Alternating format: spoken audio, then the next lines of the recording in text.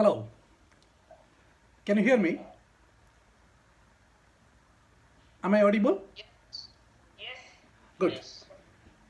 So thank you, Toastmaster of the day and fellow Toastmasters and all those guests who are online. Good morning to you all. Good morning. Yeah, let me start with a personal anecdote.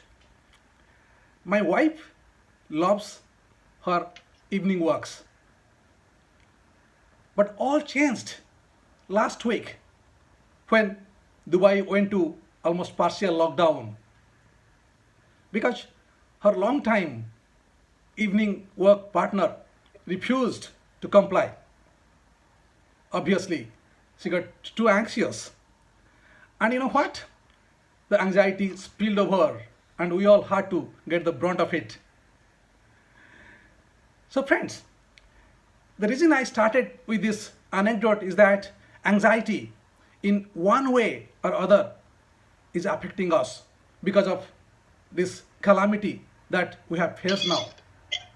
You all know about COVID pandemic, and the only thing we know about it till date is that staying home is the answer to this problem.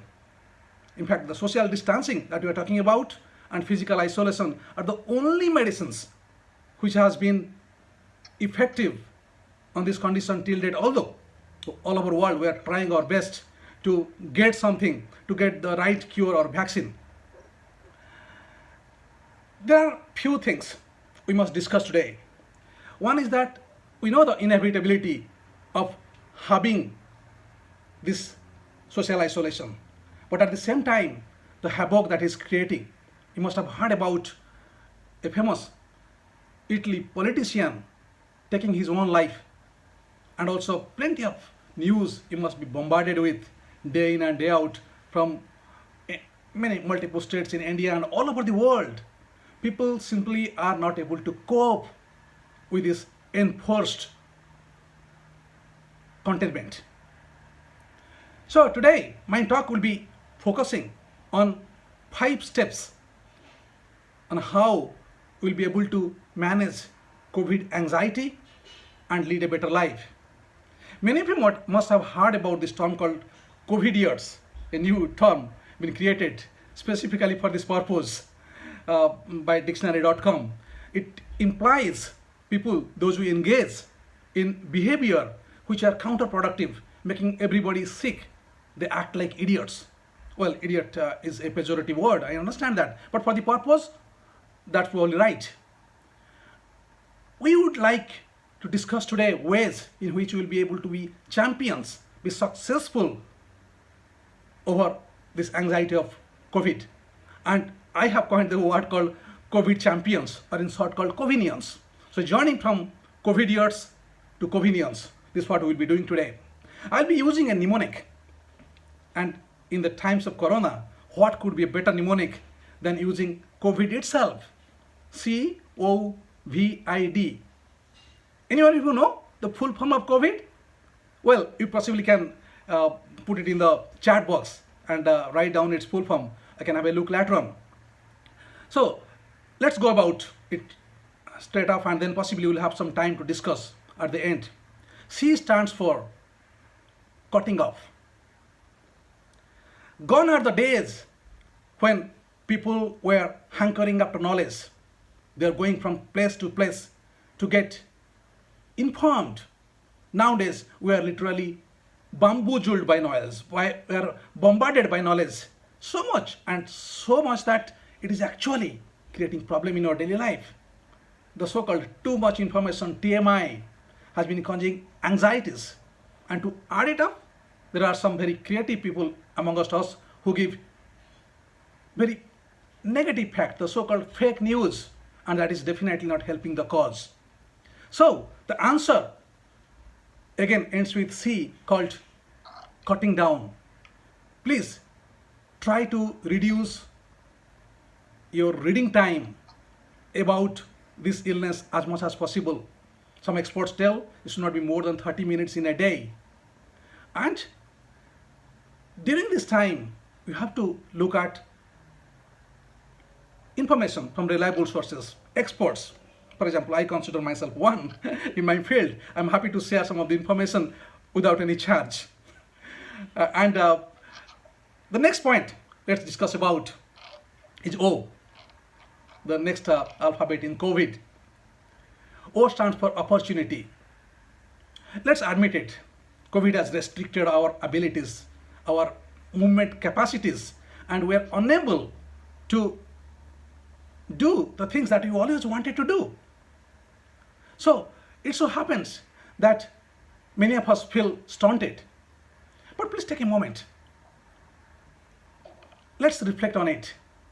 It also could be a period of an opportunity to reflect, to reconnect, and to recreate. I especially mentioned about connection because times and again studies have shown that the more you connect with people, that is the key to longevity, and that also adds to your well-being as a person. So must keep that in the mind that in spite of insurmountable danger, we must be able to relate to a near and dear one. The other day I tried to call my mom. I call her every week, and then she was cringing, why you are not calling me? I said, Mom, I called last week only. She said, no, you must call every day because no one else is coming. My sisters used to come and visit her. So that was not happening. So see, I realized that it is important for human beings to be connected so that we can live longer and live happily.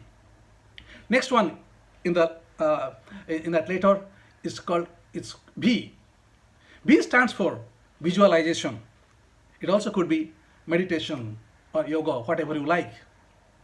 Tremendous things happen when you visualize positive things. Lots of research has been done to that effect. Visualizing the thing that it should be creates almost a scene in your brain, and that adds to your relaxation, to your feeling good. So never underestimate the visualization component. The next letter I would like to emphasize on is I. Yes, we are all impaired, we all know that, and I have discussed about it. No big deal. Or it is a big deal. But at the same time, it also could be an opportunity to inspire others, not simply by what we talk, but by our actions. When I'm talking about that, I'm specifically referring to children, our own children, who are observing us, the way we are handling this stress, the way we are handling this anxiety. This is an opportunity for us to use this time, be an example for them so that they'll be able to cope better. Especially for children, if they ask a question, it's our duty to explain them as much as possible.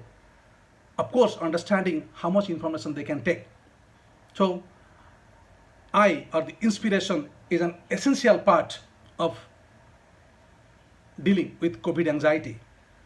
Last but never the least is D. We are all distressed by this anxiety. We all know that it has been crippling.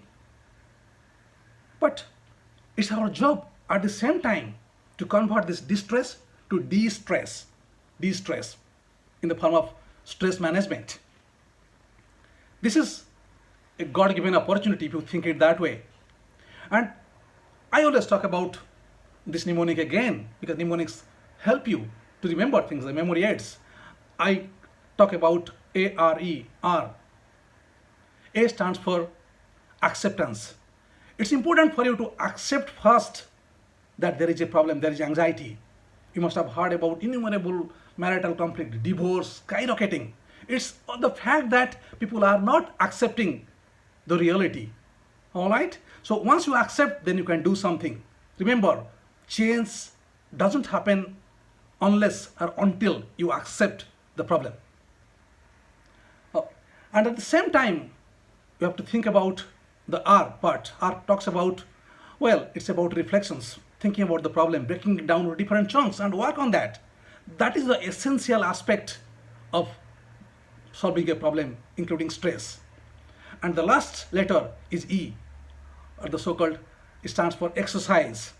Both mental and physical exercise. I will be focusing more on the physical exercise. If anything that actually changes the equation, that is the regular exercise in short term and long term. Short term, it helps you to feel better. Long term, it also improves your immunity, one of the crucial features in times of COVID.